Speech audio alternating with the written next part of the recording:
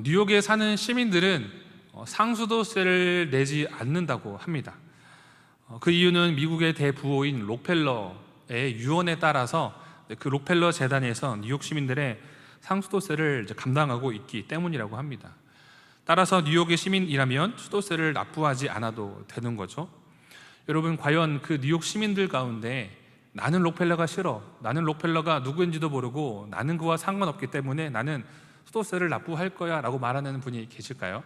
아마 그런 어리석은 분은 계시지 않을 겁니다. 이처럼 우리가 예수님을 믿는 믿음으로 말미암아 주어지는 은혜, 구원, 축복도 마찬가지입니다.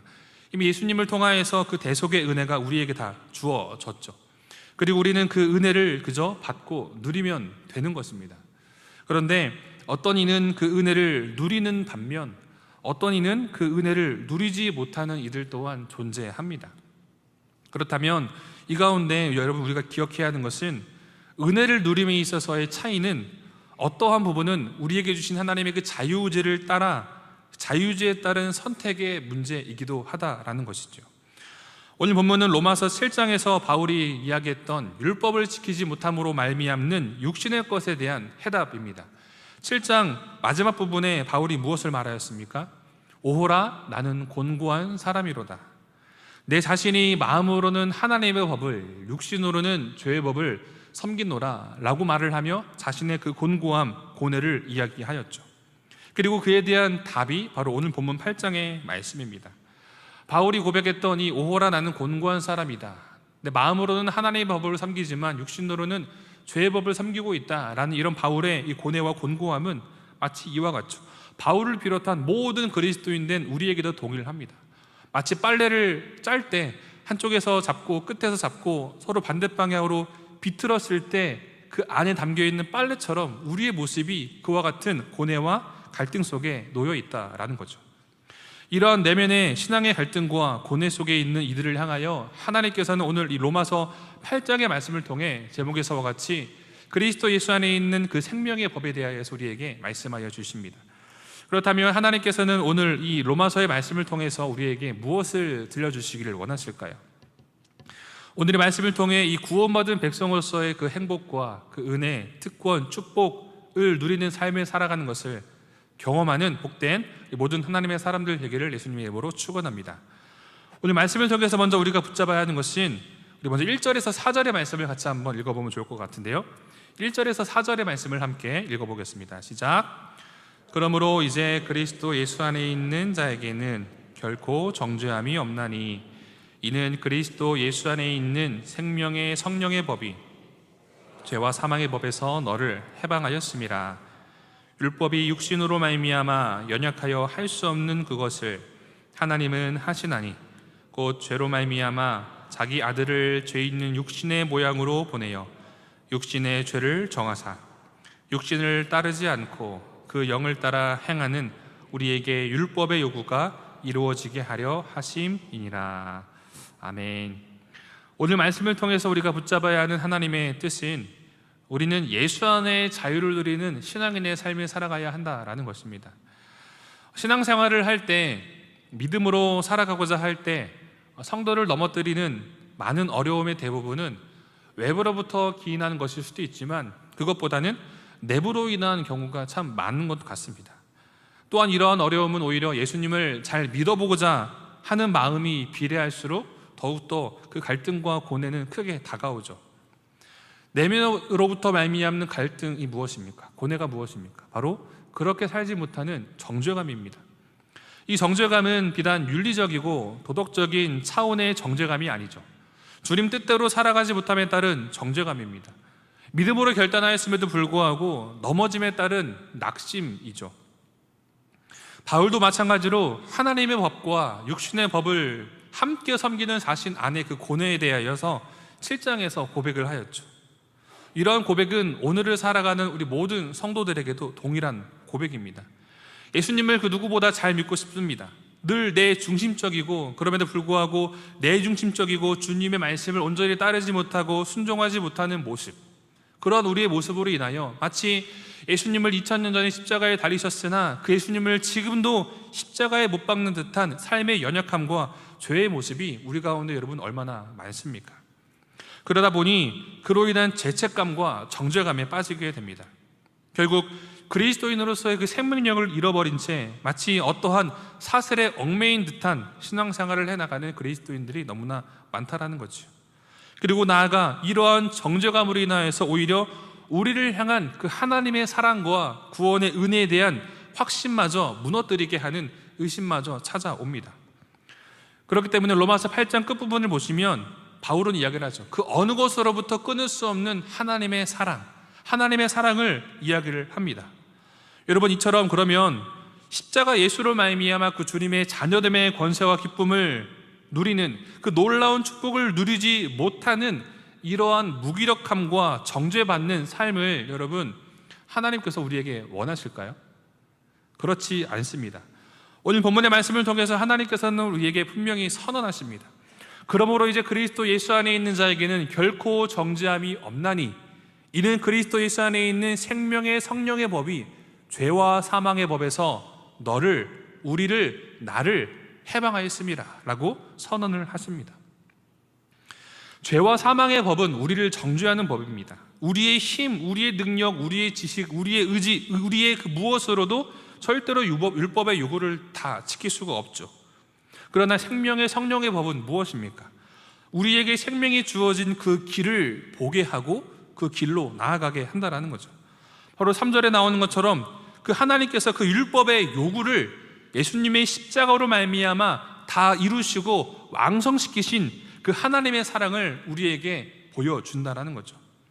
그렇기 때문에 우리는 인정해야 됩니다. 우리는 불완전한 존재이죠. 우리는 예수님처럼 완전한 인간의 삶을 살아갈 수가 없습니다. 완전한 그리스도인의 삶을 살아갈 수 없는 우리의 모습을 인정해야 합니다. 그러나 인정으로 끝나는 것이 아니라 그렇기 때문에 우리에게 주신 예수님, 가장 완전하신 그 예수님 안에 우리가 머물러 있을 때에 우리를 의롭다라고 일컬어 주시는 하나님의 사랑과 은혜 가운데 우리가 머물러 있어야 한다라는 거죠. 믿음의 확신을 누리는 삶이라는 책을 쓴 조엘 비키라는 목사님이 이런 말씀을 하셨어요. 자신의 삶에 드러나는 하나님의 구원 사역의 증거가 진흙탕같이 불투명하다면 신실한 사람이 취해야 할 당연한 반응은 하나님의 약속에 자신을 과감하게 맡기고 하나님께로 나아가 그분을 의지하는 것이다. 진흙탕 같은 불투명함이 무엇입니까? 하나님의 법을 따르고자 함과 육신을 따르고자 하는 그 사이의 갈등에서 마치 빨래 가운데 있는 모습에서와 같이 일어서고 넘어섬에 반복으로 말미암는 답답한 상태이죠. 그런데 그런 상황 속에서 믿음의 사람, 신실한 사람이 취해야 할 행동은 이미 우리에게 주어진 그 생명의 성령의 법을 약속하신 하나님을 향하여 우리를 맡기고 의지하는 것이죠. 비슷한 이야기로 토마스 브룩스라는 17세기 청교도 목사님은 이런 말씀을 하십니다. 자신의 영적 상태와 관련된 두려움이나 어둠이나 의심이나 반박이 당신의 영혼 안에 일어나거든 약속을 믿고 그리스도께로 달려가라. 그리고 그 약속을 제시하라. 당신의 영혼이 그 약속을 꼭 붙들게 하라. 이것이야말로 당신에게 있는 증거를 분명히 하고 회복된 위로를 누리며 평강이 지속되고 은혜가 강력해지며 확신이 고양되고 굳건해지는 가장 좋은 방법이다. 여러분 동의하십니까? 예수 안에 있는 생명의 성령의 법을 누리는 그리스도인은 즉 그리스도 십자가를 바라봄으로 우리가 아닌 하나님의 약속을 붙들고 그분께로 인도함을 받는 삶을 살아가는 자입니다. 여러분, 우리가 신앙생활을 할 때 많은 판단과 정죄 이야기가 들려오죠. 그 가운데 우리가 기억해야 하는 것은 사단은 우리를 정죄하고 판단합니다. 사단은 우리를 말씀 앞으로 나아가지 못하게 하고 기도하지 못하게 하고 예배하지 못하게 합니다. 그러나 성령은 우리를 예수께로 인도하십니다. 말씀을 준비할 때 한 인물이 떠올랐는데요, 베드로입니다. 여러분 베드로 이야기 다들 아시죠? 베드로를 보면 예수님께서는 그의 사역에 베드로를 항상 꼭 데리고 다니셨어요. 그만큼 베드로를 많이 아끼셨는데 예수님을 향하여 베드로가 어떤 고백을 합니까? 주님, 모두가 주님을 버리고 떠날지라도 나는 결코 주님을 버리지 않겠습니다. 이 말씀은 예수님, 쟤도 저 사람도 다 예수님을 버리고 부인하고 떠나도 나만큼은 예수님을 절대로 버리지 않겠습니다라고 호언장담을 하죠. 여러분, 이 약속이 지켜졌습니까? 아니죠. 예수님의 십자가, 예수님의 그 붙들림 가운데 예수님을 떠납니다. 그리고 예수님 곁에 머물러 있기는 하지만 베드로를 향하여 너 보니 너 예수와 함께 있던 사람인데 아니야 라고 말을 하며 3번이나 예수님을 부인합니다. 여러분, 그런 부인 이후에, 예수님을 인정하지 못한 그 부인 이후에 예수님의 십자가 고통과 그분의 걸음을 보았을 때에 베드로의 마음은 어떠한 마음이었을까요? 아마 그의 심령에는 상실감과 죄책감, 정죄감이 밀려왔겠죠. 상상 불가일 것입니다. 이 상황을 우리 누가복음 22장 61절 말씀을 통해서 같이 함께 보길 원하는데요, 세번역 성경입니다. 자막을 통해서 같이 함께 읽어보겠습니다. 시작. 주님께서 몸을 돌이켜 베드로를 보시자 그는 오늘 밤 닭 울기 전에 네가 3번이나 나를 모른다고 말할 것이다 라고 하신 주님의 말씀이 생각나서, 주님이 베드로를 보셨죠. 주님께서 몸을 돌이켜 베드로를 보시자. 여러분, 예수님이 베드로를 보셨을 때에 그 예수님의 시선은 어떠한 시선이었을까요? 너 그렇게 나를 부인하지 않고 버리지 않겠다고 했는데 너 어떻게 그럴 수가 있어? 라는 비판, 배신감의 시선이었을까요? 아니죠. 이미 예수님은 베드로가 자신을 부인하고 버릴 것을 다 알고 계셨어요. 그렇기 때문에 베드로를 향하여 베드로야, 너가 닭 울기 전에 나를 3번 부인할 거야 라고 예수님이 말씀하셨죠. 여러분, 이러한 예수님의 예언, 예수님의 그 말씀은 베드로를 향한 주님의 사랑입니다.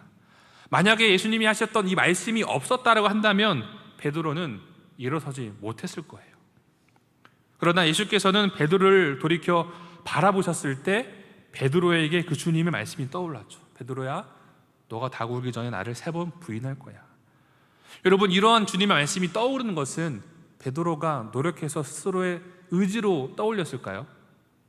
아니죠. 성령께서 주님의 그 말씀을 떠올리게 하신 거예요. 요한복음 14장 26절의 말씀을 보시면 주님의 하신 말씀인데, 성령 그가 너에게 모든 것을 가르치고 내가 너에게 말한 모든 것을 생각나게 하리라. 즉 예수님이 베드로를 향하신 말씀, 베드로야 닭 울기 전에 너가 나를 3번 부인할 거야 라는 이 말씀은 베드로가 생각하려고 애쓰고 노력해서가 아니라 성령께서 주님의 그 말씀을 떠올리게 하신 거예요. 그리고 주님의 말씀이 떠올랐을 때 자신 안에 상처와 실패와 절망감, 정죄감이 몰려왔을 그 베드로에게 주님께서 주님의 말씀을 떠올리게 하심으로 통곡의 회개 눈물을 흘리게 하셨다라는 거죠. 사랑하는 금원중앙 성도 여러분, 주님의 이름으로 축복합니다. 이곳에 계신 분들 중에 그 어느 누구도 주님의 뜻에 반대되는 삶을 살아가기를 원하는 그리스도인은 계시지 않을 것으로 압니다. 그런데 우리 삶을 돌아보면 살아갈 때 얼마나 많은 부족함이 많습니까? 그런데 그로 인하여 그렇게 살아가지 못함으로 인한 혹 죄책감과 정죄감에 빠져 주저앉아 있는 성도님들이 계시다면 우리의 그런 모습들을 인정하십시오. 그렇기 때문에 성령의 인도하심을 따라 눈을 들어 우리가 예수님을 바라보아야 하는 겁니다. 그러할 때 우리를 온전케 하시는 예수 그리스도를 바라볼 때 하나님께서 날마다 우리에게 새 은혜를 부어주시고 그 사랑과 축복과 놀라운 역사를 우리 가운데에 부어주실 것입니다. 그런 하나님의 새 은혜를 날마다 기대하고 소망함으로 복음으로 말미암는 참된 자유를 누리며 삶을 살아가는 모든 금호중앙 성도님들 되기를 주님의 이름으로 축복합니다. 아멘. 자, 그렇다면 이처럼 이 생명의 성령의 법을 소유한 우리는 구원받은 자로서 어떠한 삶을 살아가야 할까? 우리는 이러한 질문에 답하고 그리고 결단해야 합니다. 그것은 바로 우리에게 필요한 결단은 육신을 따를 것인가 성령을 따를 것인가 라는 거죠. 한번 저를 따라서 같이 해주시면 좋을 것 같은데요, 육신을 따를 것인가 성령을 따를 것인가. 우리 본문 5절에서 8절의 말씀을 같이 함께 읽어보겠습니다. 시작. 육신을 따르는 자는 육신의 일을, 영을 따르는 자는 영의 일을 생각하나니 육신의 생각은 사망이요 영의 생각은 생명과 평안이니라. 육신의 생각은 하나님과 원수가 되나니 이는 하나님의 법에 굴복하지 아니할 뿐 아니라 할 수도 없음이라. 육신에 있는 자들은 하나님을 기쁘시게 할 수 없느니라. 아멘. 인간은 그 어느 누구도 스스로를 다스릴 수 있는 존재가 아닙니다. 때로는 그리스도인들조차 마치 자기가 자신의 인생의 주인인 것처럼 여기며 살아가는 삶의 모습이 있죠. 그러나 영적으로 볼 때 둘 중에 하나입니다. 그것은 육신을 따르든지 아니면 성령을 따르든지 둘 중에 하나이죠. 그런데 우리는 육신의 다스림을 받는다고 생각을 하지 못합니다. 하지만 명확한 것은 성령께 속하지 않은 모든 것은 바로 육신의 다스림이죠. 중간 지점은 없습니다. 그렇기 때문에 방금 읽은 이 본절의 말씀을 보시면 바울은 계속해서 육신의 것과 성령의 것을 계속해서 대조하고 있어요. 지난주 본문 7장의 말씀을 보시면 바울이 계속해서 하는 고백이 있는데 그 고백에 나타나는 특징은 무엇이냐면 바로 나라는 관점이 많다라는 거예요. 바울은 말을 하죠. 내가 한 법을 깨달았다. 나에게 한 악이 있다. 내 속사람으로는, 내 지체 속에는, 내 마음의 법, 나는 곤고한 사람이다. 누가 나를 건져내랴. 내 자신의 마음으로는 등등. 바울은 계속해서 나라는 표현을 7장에서 많이 합니다. 그런데 마치 이 모든 것들을 싹 다 정리하듯이 8장에 넘어와서는 나라는 표현 대신에 새로운 주체가 등장하는데 그 주체가 누구일까요? 바로 성령님. 본문 1절에서 11절까지의 말씀을 보시면 성령을 나타내는 단어가 11번이나 쓰여요. 많이 쓰이는 거죠. 그만큼 성령이 얼마나 우리에게 중요한지를, 성령이 구원받은 자의 삶을 살아가는 핵심이다라는 것을 가르쳐 준다라는 거죠.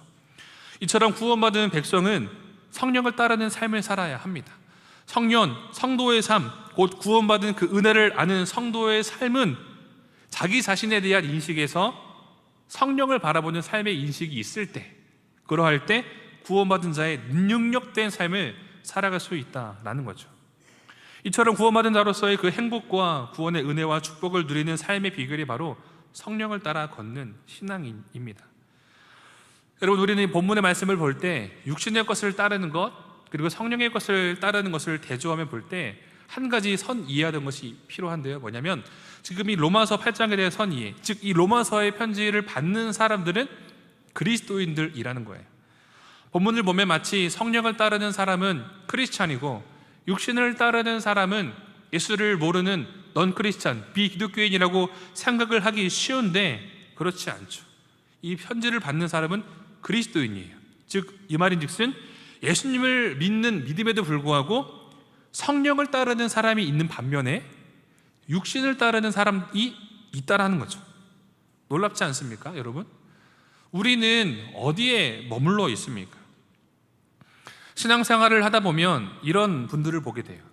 한 가지의 경우는 좀 과하게 지나치게 죄의식이 있는 분들, 그렇게 하지 않아도 되는데 너무 과할 정도로 죄의식이 있는 분들이 있어요. 그러다 보니까 이러한 경우에는 겸손해 보이고 훌륭해 보일 수도 있지만 영적인 의미로 보면 때로는 죄의식과 율법과 윤리적 도덕적인 기준이 복음보다 앞선 경우 있죠. 또한 어떤 분들은 죄의식이 지나치게 없는 분들이 계세요. 이러한 경우는 물론 그런 삶을 살아가는 이유를 찾아보면 우리가 살아가는 오늘날의 시대가 많이 풍요롭지 않습니까? 풍요롭다 보니까 풍요로 인한 쾌락이 많은 시대이기 때문에 그런 것들을 원인으로 찾아볼 수가 있죠. 그러다 보니까 교회 안에서도 그런 것들을 향하여 좋은 게 좋은 거지, 예수 믿는 거 그냥 교회 예배 안 빠지고 예배만 드리면 되는 거지 라고 하는 합리화하는 경향이 있어요.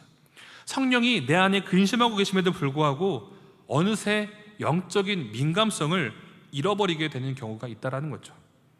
그리고 나아가 그런 상황 속에 영적인 합리화를 합니다. 이렇게 누리며 살아가는 것이, 세상 가운데 살아가는 것이 그리스도인들이 세상 속에서 그리스도인 드러낼 수 있는 처세술이고, 하나님이 내게 주신 이 복을 누리는 것이 그 복을 누리는 방법이라는 그런 영적인 합리화. 그러다 보니까 어느새 우리가 살아가는 삶의 방향과 가치와 기준이 성령을 따름으로 말미암아 예수를 드러내는 인생이 아니라 내 인생을 드러내고 내가 가진 것을 드러내고 나의 풍요를 드러내는 모습으로 바뀌어 버릴 수도 있다라는 거죠. 그렇기 때문에 중요한 것은 우리는 오늘 본문의 말씀과 같은 것들을 통하여 나는 지금 어디에 머물러 있는가, 나는 누구를 따르고 있는가라는 것들을 늘 깨어 살펴보아야 한다는 거죠. 그렇다면 성령을 따르기 위해서 어떠한 자세가 필요할까요?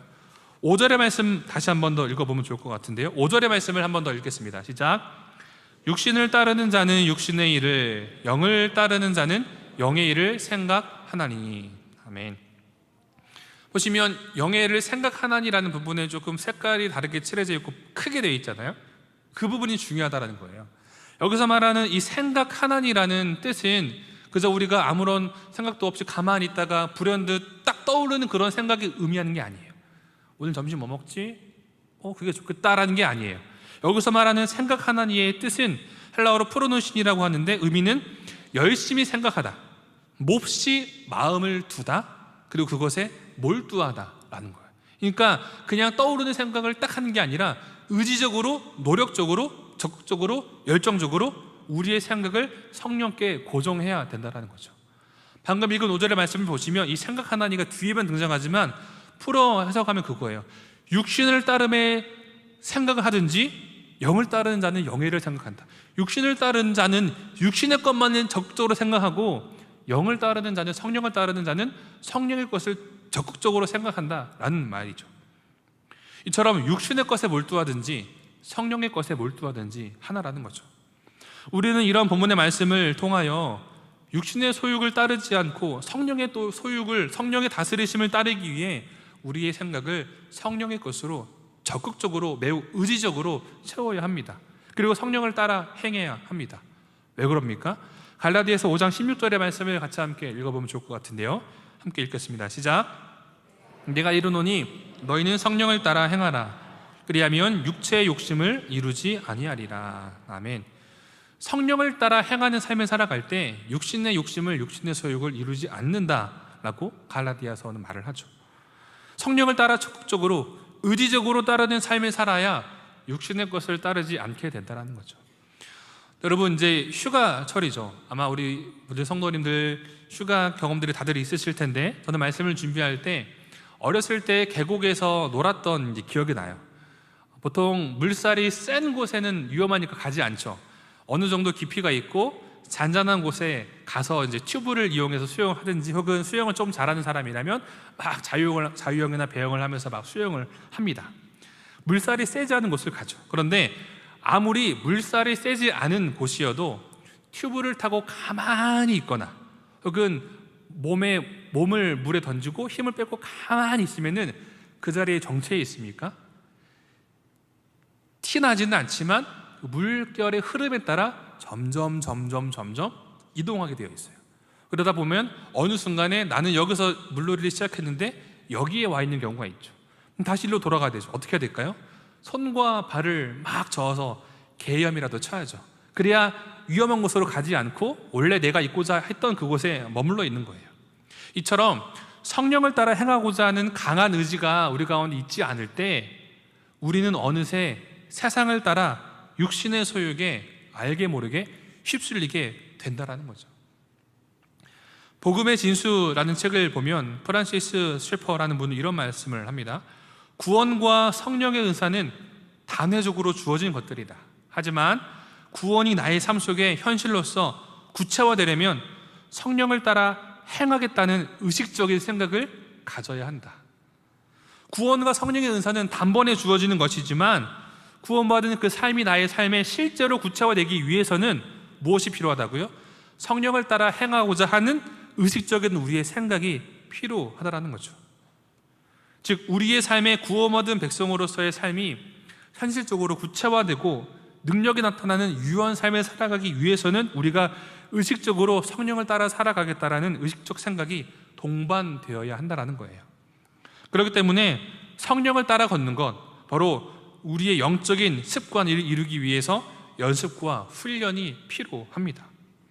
여러분, 성경은 읽혀지는 것입니까? 읽는 것입니까?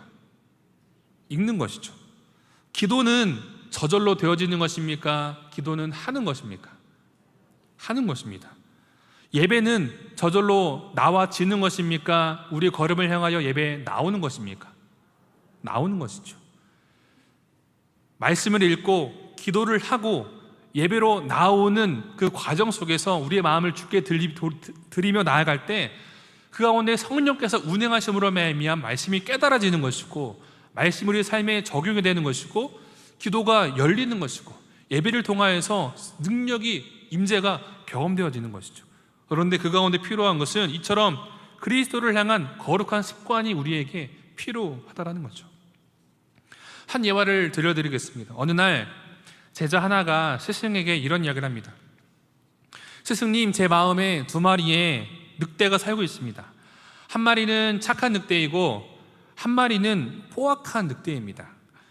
저는 포악한 늑대가 아닌 이 착한 늑대가 더 강했으면 좋겠습니다. 어떻게 하는 게 좋겠습니까, 스승님? 라고 이렇게 질문을 드립니다. 그러자 이 제자의 질문을 받은 스승이 이렇게 답변을 합니다. 제자야, 그렇다면 너가 원하는 너의 마음의 늑대에게만 먹이를 주어라. 그러면 너가 원하는 늑대는 더욱 강한 늑대가 될 것이고, 너가 원하지 않는 늑대는 점점점 쇠약해질 것이다. 예화이죠. 그런데 우리에게 주는 분명한 영적인 가르침이 있습니다. 우리가 그리스도인으로서의 삶을 살아가길 원한다면 육신의 것과 이 성령의 것을 따르는 기로 앞에서 성령을 따르기로 원하는, 성령을 따르기 위한 결단과 순종의 시간과 걸음이 필요합니다. 예수님을 위해서 살기 원한다면 예배 자리를 지켜야 하죠. 말씀과 기도의 자리를 갖지 않고 그러면서 성령의 충만함을 구하고 주님의 기쁨이 되는 인생을 내가 살아가길 원합니다 라고 고백하는 것은 마치 이런 것과 같아요. 더하기 빼기 곱하기 나누기도 마스터하지 못한 채 바로 2차 방정식 미분적분을 하고자 하는 그런 모습이죠. 그렇기 때문에 우리에게 필요한 것은 주중 예배든 새벽 기도회든 혹 개인의 경건의 시간이든 주님을 찾는, 그리고 성령을 따르는 삶의 결단과 시간이 반드시 우리에게 동반되어야 한다는 겁니다. 그리스도인은 세상을 살아갈 때 세상의 생각과 방법이 아니라 영의 생각으로 세상을 돌파해 나가야 하는 존재이기 때문에 그렇습니다. 그리하여 세상이 아닌 성령을 따르는 신앙인이 우리가 되어야 한다는 거죠. 한 가지 이야기를 하고 설교를 맺도록 하겠습니다. 에스키모인들이 늑대를 사냥하는 전통적인 사냥법이 있는데요. 사진을 한번 좀 보여주시겠어요? 어떠한 사진입니까? 빨간색 칼이죠. 이제 사진을 내려주셔도 돼요. 늑대를 사냥하는 정도적인 방법은 방금 본 이 사진처럼 날카로운 칼에 동물의 피를 바릅니다. 그리고 얼려요. 그리고 또 피를 발라요. 그리고 또 얼려요. 이런 것들을 계속해서 반복하다 보면 어느새 그 칼은 피 얼음으로 덮여 있죠. 칼의 모습이 드러나지 않아요. 그러면 사냥 준비는 끝난 거예요. 이 피 얼음으로 범벅이 된 이 칼날을 가지고 늑대가 다니는 길목에 칼을 고정을 시켜 놓습니다. 그러면 그 피냄새를 맡은 늑대가 그 칼을 향해 옵니다. 그리고 피를 좋아하다 보니까 그 피얼음이 된 칼을 핥습니다. 처음에는 피 맛이 나니까 핥겠죠. 그런데 여러분 아시는 것처럼 차가운 얼음을 계속 대고 있으면 여러분 감각이 살아납니까? 감각이 마비가 됩니까? 마비가 되죠. 늑대도 마찬가지예요. 피얼음으로 된 그 얼음을 계속 핥다 보니까 피맛이 나기는 나지만 계속 핥음으로 인하여서 늑대의 혀의 감각이 마비가 됩니다. 그런데 계속 핥는 거죠. 왜냐하면 피가 너무 좋으니까. 핥고 핥다 보면 얼음이 녹겠죠. 피가 계속 나오겠죠. 그런데 어느 순간에 늑대는 혀의 감각이 마비가 된 나머지 지금 자신이 핥고 있는 이 피가 자신의 피인지, 자신의 혀가 베어서 나오는 피인지 아니면 원래부터 있었던 그 피인지 구분을 못하게 돼요. 그러면서 점점 자신의 그 피의 달콤함에 멈추지 못한 늑대는 결국 숨을 거둡니다. 그러면 에스키모 이모는 간단해요. 그냥 죽은 늑대를 가지고 와서 가죽을 그냥 취하면 되는 거예요. 이처럼 우리가 살아가는 삶 속에 이 세상을 향한 달콤함을 바라보며 걸어가게 되면 알게 모르게 그것이 우리를 잠식합니다. 그리고 우리의 생명이 시들어가고 죽어가고 있는데도 모르고 그저 그 길을 계속해서 따라가게 된다는 거죠. 사랑하는 군중한 성도 여러분, 예수님의 제자들, 성령의 충만함을 입기 전에는 철저하게 예수와 함께 했음에도 불구하고 그들의 시간은 땅에 속하여 땅을 걷는 사람들이었어요. 예수님이 메시아이시기 때문에 자신들이 나중에 한 자리 차지할 수 있을 것이다 라는 그런 육신의 생각이었죠. 그러나 성령 충만함을 경험하고 그들의 삶은 예수를 위한 삶으로 변화가 되었죠. 곧 성도는 성령의 능력으로 우리가 살아가는 이 세상에서 살아가야 합니다. 여러분, 예배 때마다 항상 마지막에 축도를 하죠. 이제는 우리 주 예수 그리스도의 은혜와. 여러분, 이런 축도를 들을 때 혹 그렇게 생각하는 분이 계십니까? 아싸, 축도니까 예배 이제 끝났다. 계십니까? 안 계시죠? 축도는 예배를 마치는 멘트가 아니에요.